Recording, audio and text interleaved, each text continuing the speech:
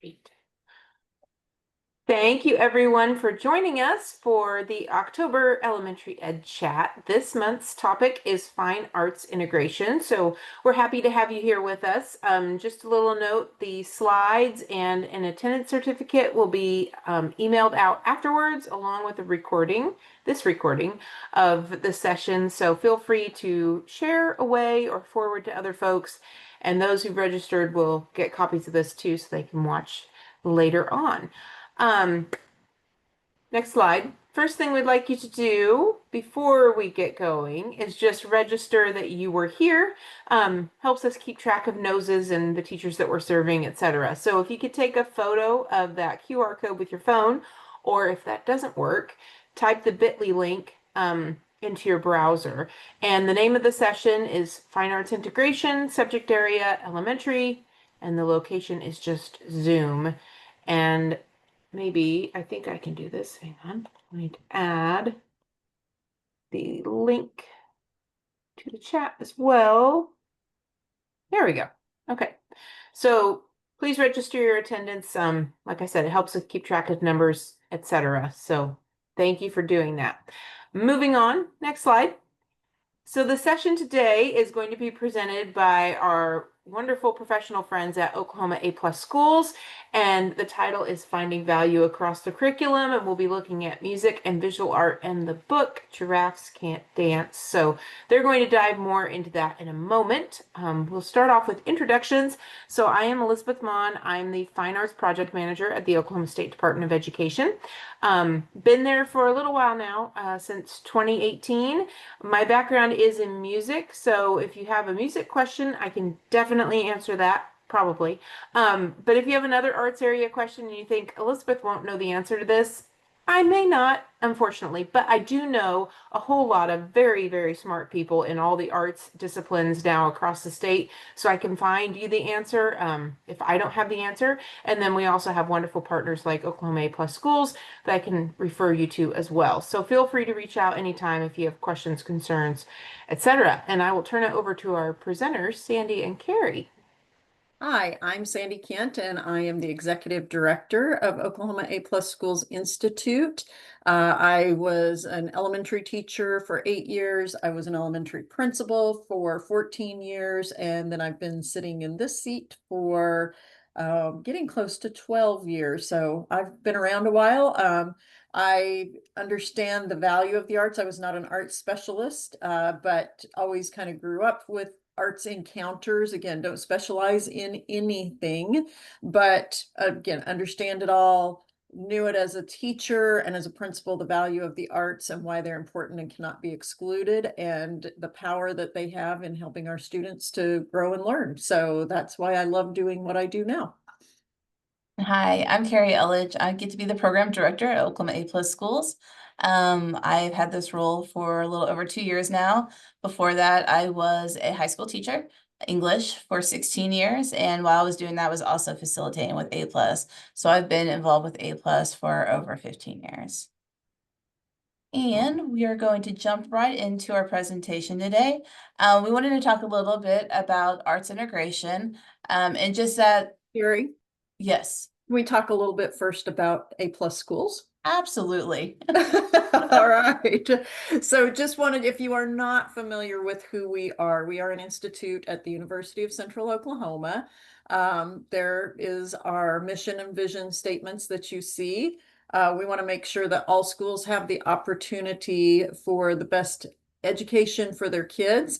And we do many things across our institute, providing professional development, networking, research, and projects. So the core of what we do is the A+ Schools Network, which is where schools apply as a whole school to become part of what we do. We have a 3-year implementation process whereby schools work through professional development with us with some summer trainings and then ongoing through the year, where we help you to find connections across your curriculum, across all discipline areas, whether I know this is for elementary, But we do this with all grade levels, even middle and high schools. But we help find connections with your standards and include, of course, all the art standards and find ways to make school more effective, more efficient, and for you to probably do a lot more, but feel like you're not doing as much, which is an amazing thing. But that's what our participants say. That's what I can say, and Carrie could say from doing it ourselves as well when we were still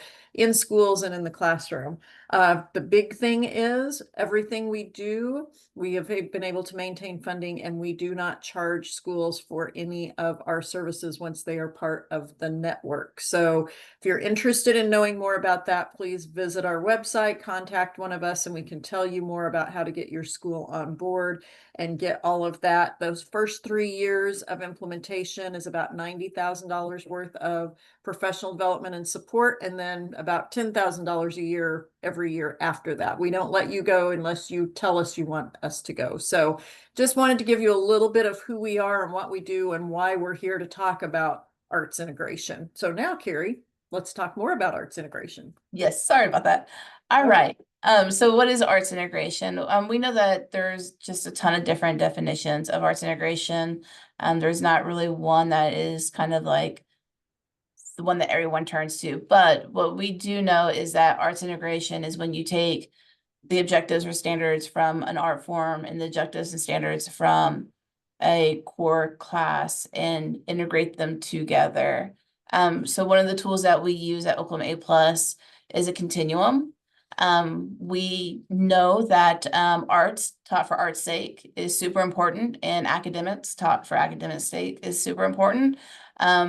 And that we can use arts and academics to enhance either of these things. But we also know that the true magic happens when both of those things are happening at the same time, with intentionality and purpose.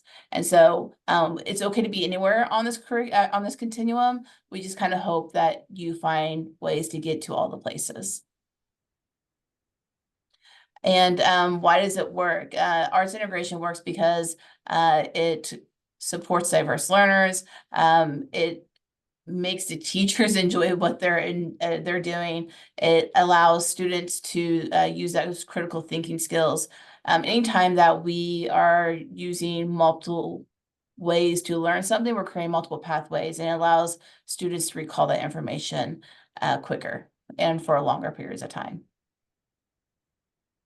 All right. So we called this Finding Value Across the Curriculum today because we wanted to give you a quick snippet. Now, granted, we have done this before as a workshop like half a day, so we're really squeezing it down just to give you a quick look and point of how you could actually do some arts integration. How do you find those connections and really focus on standards and not just feel like you're doing something extra or fluff or things that don't connect? So next slide, please, Carrie. We at A Plus, we like to work in overarching concepts, thinking about concepts and conceptual things usually have threads that go across content areas. So our concept for today is value. And our conceptual question is, what is value? And our focus questions are, why is value important? Where do I find value in various content areas? And how can I use the idea of value in my classroom? So if you will take a minute and maybe add your thoughts to the chat, when you hear the word value, what comes to your mind? What do you think of when you hear value? So go ahead and just take a minute, drop some things in chat. Just your idea of what value what comes to mind when you hear that word? Anything.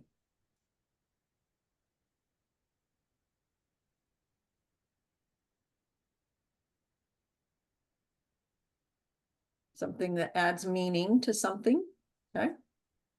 Something worthwhile. Values, personal beliefs, the worth of something.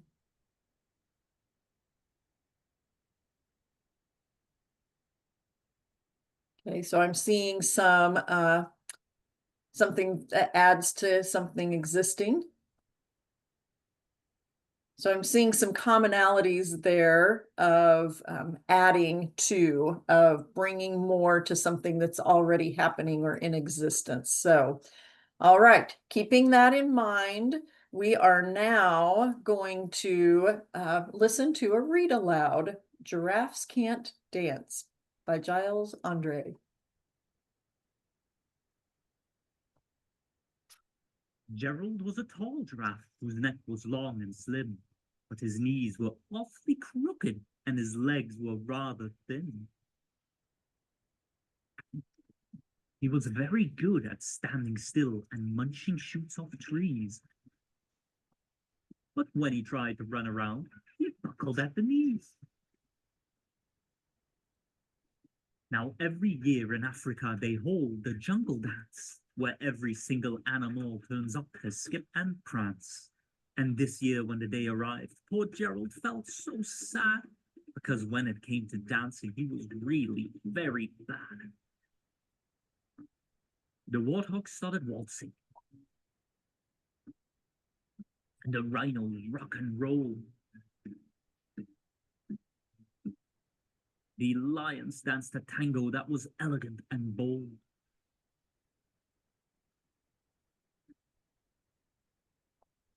The chimps all did the cha-cha with a very Latin feel, and 8 baboons then teamed up for a splendid Scottish reel. Gerald swallowed bravely as he walked towards the floor, but the lions saw him coming, and they soon began to roar. Hey, look at clumsy Gerald, the animals all sneered. Giraffes can't dance, you silly fool. Oh, Gerald, you're so weird. Gerald simply froze up. He was rooted to the spot. They're right, he thought. I'm useless. Oh, I feel like such a clod. So he crept off from the dance floor and he started walking home. He'd never felt so sad before, so sad and so alone. Then he found a little clearing and he looked up at the sky. The moon can be so beautiful, he whispered with a sigh. Excuse me, coughed the cricket, who'd seen Gerald early on, but sometimes when you're different, you just need a different song. Listen to the swaying grass and listen to the trees. To me, the sweetest music is those branches in the breeze. So imagine that the lovely moon is playing just for you. Everything makes music if you really want it to. With that, the cricket smiled and picked up his violin. Then Gerald felt his body do the most amazing thing. His hooves had started shuffling, making circles on the ground. His neck was gently swaying, and his tail was swishing round. He threw his legs out sideways, and he swung them everywhere. Then he did a backward somersault and leapt up in the air. Gerald felt so wonderful. His mouth was open wide. I am dancing. Yes, I'm dancing. I am dancing, Gerald cried. Then one by one, each animal who'd been there at the dance arrived while Gerald boogied on and watched him quite entranced. They shouted, "It's a miracle! We must be in a dream! Gerald's the best dancer that we've ever seen! How did you learn to dance like that? Please, Gerald, tell us how!" But Gerald simply twirled around and finished with a bow. Then he raised his head and looked up at the moon and stars above. "We all can dance," he said, "when we find music that we love." The end.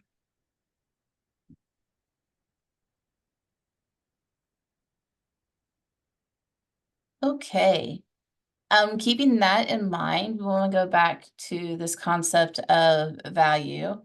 And value is one of those magical words that can have just a ton of different meanings. So we want to talk specifically about value in arts. In visual arts, value talks about, as already refers to the lightness or darkness of a color. So it could be like, if you think about blues and those really pale sky blues all the way down to that dark midnight blue, that would create a scale of value. And then in music, the term of value or note value is how long a note is held. So we are going to continue to explore the story with the idea of value along with some of these art forms as well. So here's an example of that value scale with colors. I like to think of it as like when you go to the paint store too, and you can pick up the paint strips. Those are monochromatic scales of value of different paint colors. So that's another form of how to see that in action. We also obviously are doing some literacy here by reading the book. So I wanted to make connections here of what standards maybe we could look at, and even across grade levels. Obviously in the book, there was rhyme, there was pattern, there was character. There are a lot of things you could talk about, but for this particular lesson, I chose standard 2 reading and writing process. Students will use a variety of recursive reading and writing processes.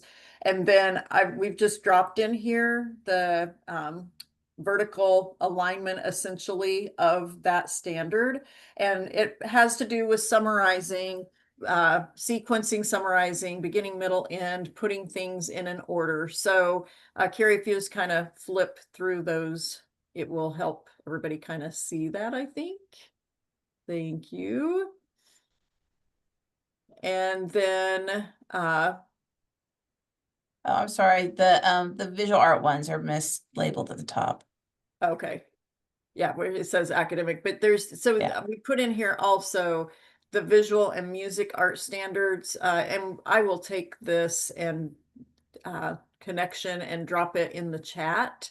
But this is the link to the visual and music standards that we chose also for this lesson, which would be learn and use vocabulary and concepts related to visual arts with guidance, show and describe personal artwork, color, shape, texture, those types of things.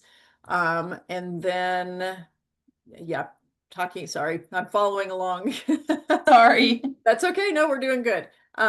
Discuss and compare imaginative ideas, all of the things that go through that strand of the visual arts in pre-K through 5 is what we would be focusing on there. Okay, so thinking about this idea of value, I want you to, in the chat, just write what this color of blue makes you think of. It could be a thing, it could be a feeling.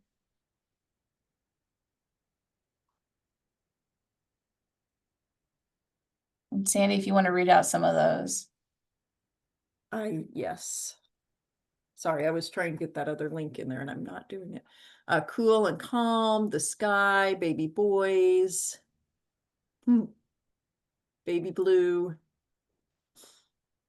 All right. And then we're going to look at this one, same thing. What does this color of blue make you think of? It could be a concrete thing, it could be an abstract thing.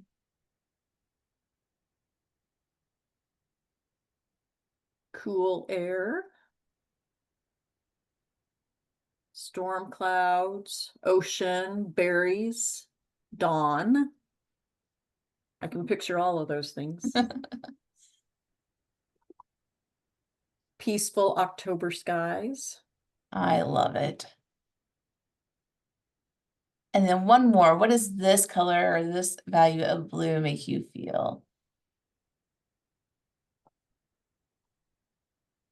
Night. Couple of nights.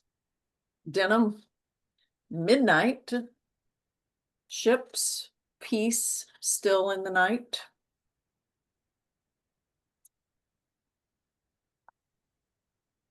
All right. So knowing that different colors can link our brains to different things. One of the things that you could do with this story is that you can use a monochromatic scale, which kind of even like paint chips, and you can choose on that scale how different colors could connect to different parts of the story. So one of the things you could do is you could even have your students hunt for a scale. You can have them look for all the red things in the room. And then have them put that on a scale and then use that scale to summarize the story. And we have some examples of what this could look like after we go through the next activity.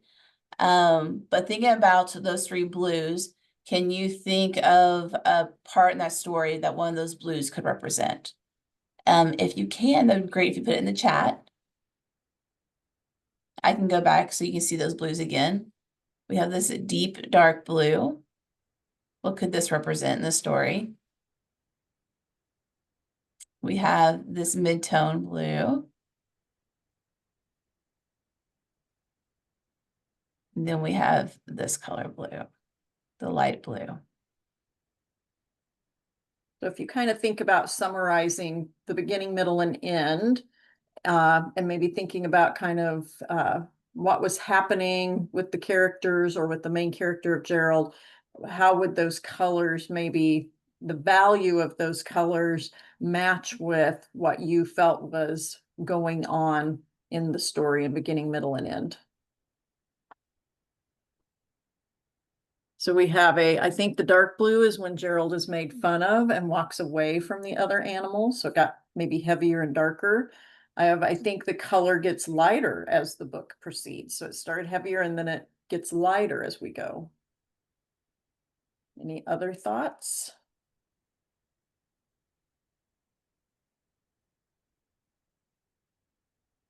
The ending is the bright blue. I like that.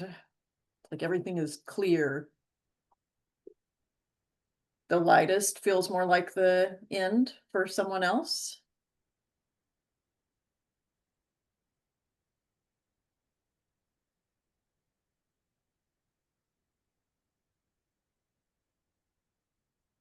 And so you notice that we have several different answers, and those answers might seem to contradict themselves, but remember that it's not necessarily about what they select, but about how they support their answer. That's one of the great things about arts integration is it really taps into that critical thinking, and it really, you know, calls for them to be able to articulate why they chose what they chose. All right, we are going to go on to the next one. Oh, so here's some of the examples. Sandy, do you want to maybe describe some of those? Yeah, so as Carrie was just saying, I mean, if you were doing this, you would have a rubric type of setup most likely, and you would know, I mean, if they can connect in the beginning, I feel like Gerald felt like this, and to me, that is light blue because he was happy and didn't really care at the moment what anybody thought. But then in the next part, I think it was dark blue because dark seems to be more a little bit unknown or kind of like the night, the heaviness. And so I chose dark blue for the middle of the book because I feel like things got tough for him. And then at the end of the book, he found his way and the other animals began to respect him. And so I feel like it went back to that really bright blue and made him happy. And there was kind of shining and out of the dark and out of and making it more bright. So in that, I could then say, did the student understand what a beginning, middle, and end was? Did they get what was happening in the story? And then also, did they understand the values and could they connect why those values made sense? So that would be where you would be assessing both the art value. Did they understand the value of art and on the scale, but also did they understand beginning, middle, and end? So these examples are actually, you're going to love this. These were principals who did this. I did this with a group of them. And you can see all the different interpretations of what they did. And we had a lot of yellow monochromatic. We have the blue there in the middle. And some of them have the giraffe. Some of them connected it to music notes. Some of them connected it just to the scale and the various colors. So while there are right answers, there's not a right form. And as Carrie said, the critical thinking, the depth of knowledge begins to really become apparent in your students and what they are learning. And then as they share with one another, it helps them to have respect and understand how other people are also thinking and begin to get to the next level in what they are doing. I see a comment, Elizabeth says, on the visual art side, you could also pull in paint and have students mix white and blue to make the various shades of blue. Yes, absolutely. So they could work on how to use the paints and get the colors that they want. Absolutely. That would be fantastic. All right. We also can connect, and Elizabeth, I really am going to lean into you because you know this much better than I do. But we can also connect the value of music and the value of note values, which is how long a note is held. What we have done with this one is like taken Model Magic and had students or participants make notes. So they'd make a whole note. So it looked like a donut. They'd make a half note. They'd make a quarter note out of the Model Magic. And then they put those in a lineup to create a 16-beat sequence, and that would match again the sequence of the beginning, middle, end, and of the story. So they might say, oh, it seemed light and easy in the beginning, and then it seemed long and drawn out. So maybe they have more beats in the middle, and then towards the end, so again, it would just, how does that music, the value of music, give kind of a backdrop to the story and summarize the story? Elizabeth, anything Also, to add there? yes, also to make it a little bit easier in case kids are struggling with it a little bit, if you do a phrase, so if you did like 4 quarter notes and then eighth notes, you could ask them like, well, which one sounds, like it would be at the beginning of the story, and probably the whole note, especially if you had a barred instrument where the sound was just once and then it dies away, so it sounds a little sad. But if you had that as an option on a card, and the kids just arranged the cards then, so they wouldn't even, and then they could do Model Magic and write it out after they had the cards organized into what they thought the song would sound like if it followed the same storyline. But if you use the cards, then it takes a little bit of the composition side out of it that might be a little difficult for some kiddos. Advanced. Yeah, so definitely scaffolding on this if you're pre-K or fifth grade, and if you're doing it in the music room or in your content room, all of those things are scaffolding. So thank you. I love that. So with that, we would do the remember that values the length or duration. So this talks about that. We do have a connection here to, there is a piano app, a virtual piano app. And I believe, Carrie, so you see the notes laid out here out of Model Magic, 2 different ones. And I believe this is going to play that for us of a summary of the story. Maybe. Can you hear that? I heard it briefly. I'll try it again.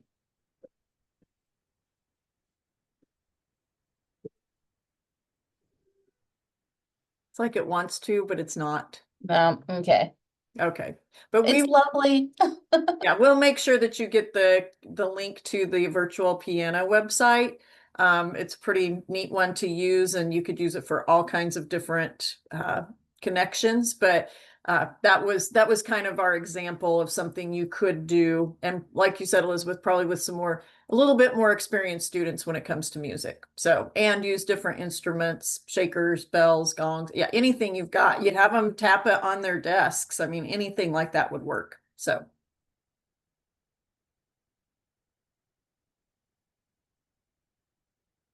So Okay.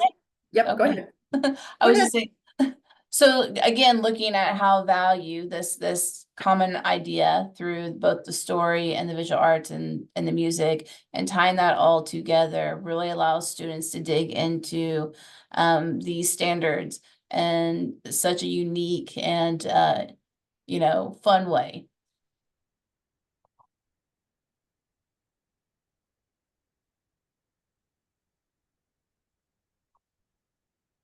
I'm putting that virtual piano in the chat there.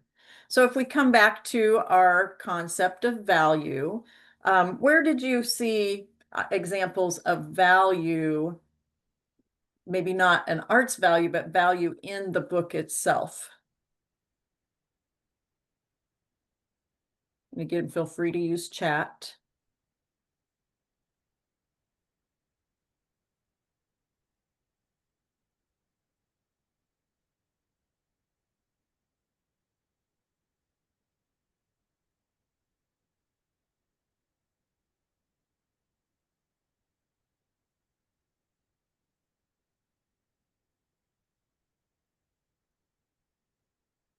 Not seeing any, but I know in the past when we've done this, some of our participants and students, they talk about valuing each other as people, valuing what other people do, not making fun of people and helping people feel better. So kind of you could use it with that bullying aspect, with character development, that type of a thing. So that's one thing that comes up with emotion and valuing that. But our focus questions: why is value important? Where do I find value in various content areas or standards?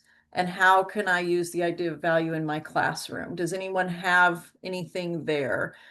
I do see now someone has put in, I think the book has a powerful message. And then when you integrate art or music, it adds so much more. It helps students remember the theme. So, which is very true. That's part of that arts integration.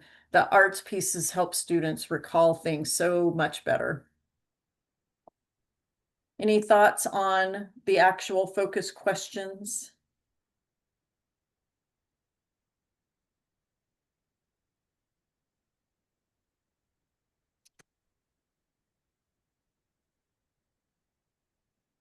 Okay, Carrie, next slide. I got you. It's just our focus questions. We got a double on that one. All right. How do you think maybe you could adapt, adopt, or you use directly what any of this that we've done or talked about in your own practice? Maybe what would you change, have to scaffold for your students? And how could arts integration add rigor to your curriculum? So if you have any comments there, and I don't know, Karen and Elizabeth, I mean, can they unmute, and can they unmute themselves and talk as well? Or yeah, They okay, should so yeah, we can talk. If you'd rather talk, then put it in the chat. That'd be great.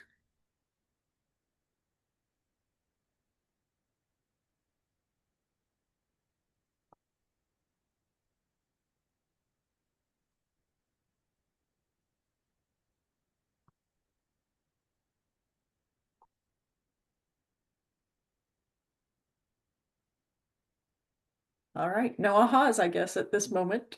Well, actually, I'm sorry, I was having problems unmuting, but I'd like to mention that this builds on the Bloom's taxonomy and gives additional support and helps make the content of those different standards have move up the abstraction ladder so that students have to think more deeply, but it's interesting, it's fun, it's on a level that I think they could capture and better understand.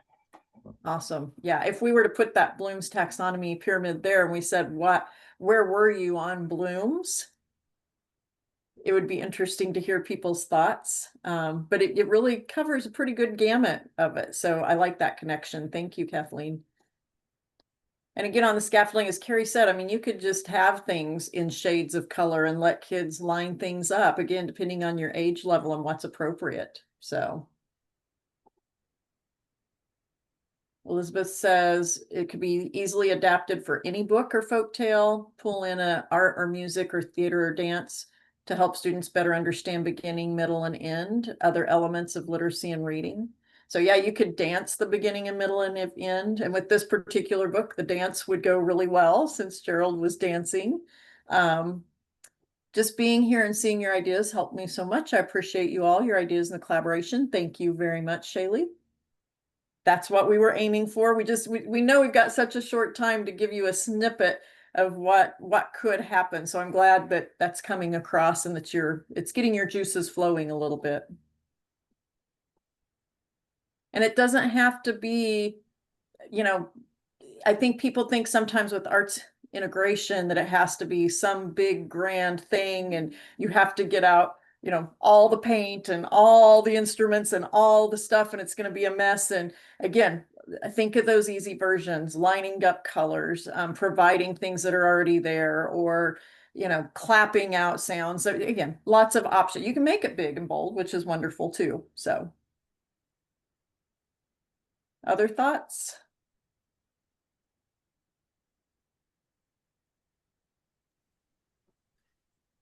I could imagine using the video actually without sound and letting students develop develop the story, tell the story, act out the story, do some different things like that.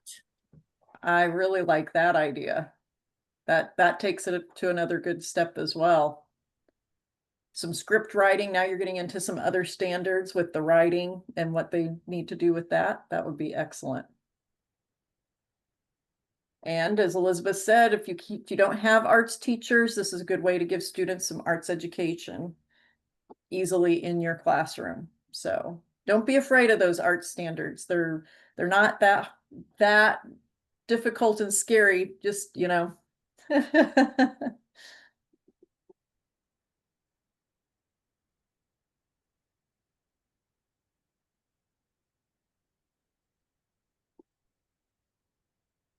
All right, Carrie, I think our next slide is just Q&A. So are there any questions that you might have for us today? Some really good feedback and some good ideas as you're thinking about how you could maybe take this back to your classrooms.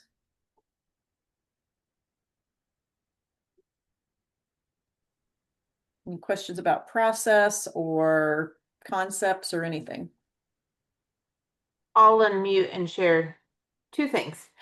First is I'm putting in the chat the fine arts framework. So if you're familiar with the science framework or the math framework, we have different ones. The fine arts framework, we have framework supports for elementary dance, drama, theater, music, and visual art. So if you're like, well, I think it'd be really cool to pull in theater with this thing I want to do, but I have no idea what to do or what first graders could do, etc. You could go in there and there are ideas for teachers, what you could be doing, free and open resources, lesson ideas. A lot of it is dramatic play with theater, so very much play-based learning. But there's also different sorts of resources in there, so that could really help you if you're like, I have no idea what to do and the arts are a little scary.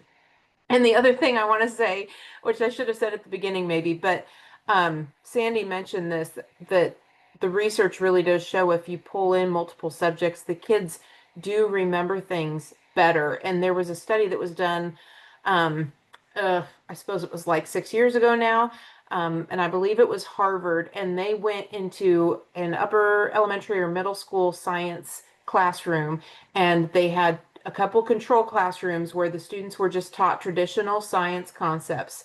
And then they had a few that were receiving arts integrated science lessons.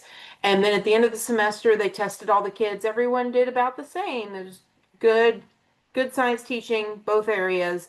They tested them again a year later to see their retention. And the kids who had the arts integrated classrooms remembered a whole lot better than the students who did not. So it's interesting that their brains obviously filed things away in a little bit different of a manner to where they remembered things really, really well. So just a snippet. I found that fascinating at the time. Absolutely. Karen, tell us a little bit more about how AI can help pull together the fine arts standards. Well, you know, I think that if we identified some of the standards that you wanted to incorporate, you know, we could download some of the PDF information from our standards, or soon we'll have them in other ways that teachers can access them. And, you know, look for tie-ins where our poor teachers are already being asked to, you know, integrate computer science standards and health standards. And those are great too, but we do know that when they're able to find that freedom of expression, it really helps um, get that learning to embed and remain. So, you know, we've got these tools now that can make some of those connections that just make it even easier for us to be able to do this. Mm-hmm. Thank you. Yeah. And I suggest starting with, you know, an art that you love, you know. Sometimes it's okay to start where you're comfortable with. And that makes it more enjoyable for yourself to teach it as well.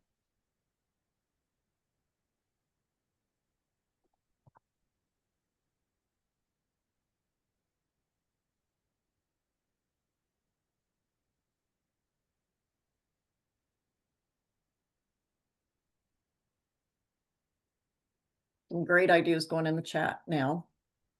Telling Chat GPT the standards you're teaching, that you want to incorporate fine art standards and help create those lessons. Gifted and advanced learners apply the same technique to another book. Absolutely. Yeah, find your own book and do that. And when you're talking about like health standards, I know that we would look a lot when I was still a principal, the teachers would look a lot like at the health and PE standards that have a lot of movement standards in them, which really go well with dance. So it's not always, they're not always hidden, or sorry, they're not always directly like there's the dance standard, but you can find that's that cross and looking for them and finding how it can cover multitudes and areas of standards across the way. So.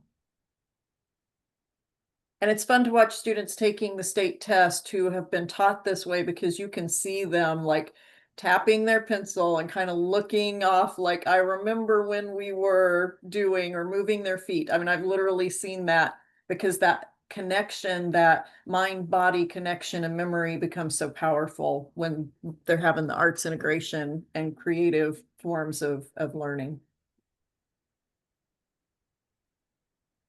And there are also, which I put the slide deck from this summer in the chat, when you're thinking about ideas, you may not have to reinvent the wheel, because there are A+ school partners across the country. And then there's also the Kennedy Center has some resources in their education branch of things. And then other state departments of education also have some ideas. I know I have some ideas from Georgia in that other presentation. So you might do a little Google search before you start building on your own, because you may be able to find something that you could easily translate to fit Oklahoma standards and needs.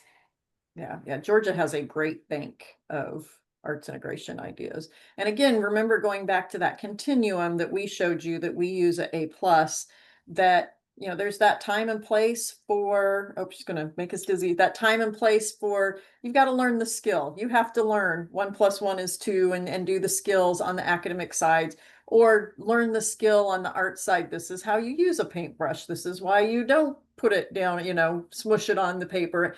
You've got to learn some of those basics. And then there's those enhancements on both ends. There are ways that are just a simple bring it in, and then they're all the way to, I really want to assess both of these, or I want to work with, we do have an art teacher and we want to work together on this project, and I'm going to assess the literacy and she's going to assess the visual art concepts that we're talking about. And we're going to work on it and carry it back and forth between the two rooms, or with the PE teacher on movement, or the music teacher. So lots of things you can do, and you don't have to do it alone either.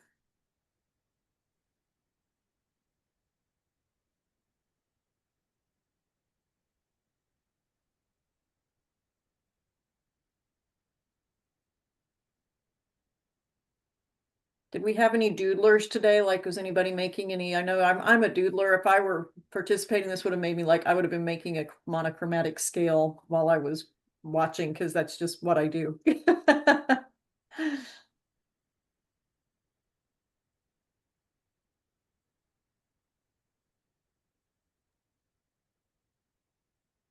Okay. Any other questions?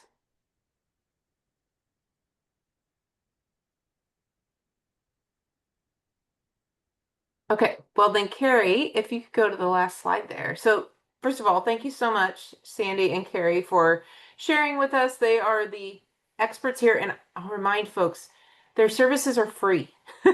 So if your school needs a little bit of support, or you just want to reach out and see what it's like before you go pester your building principal, they'd be more than happy to answer any questions, I'm sure. And Carrie and Sandy, if you wouldn't mind putting your emails in the chat, that'd be great. And I can also get you in touch with them if need be.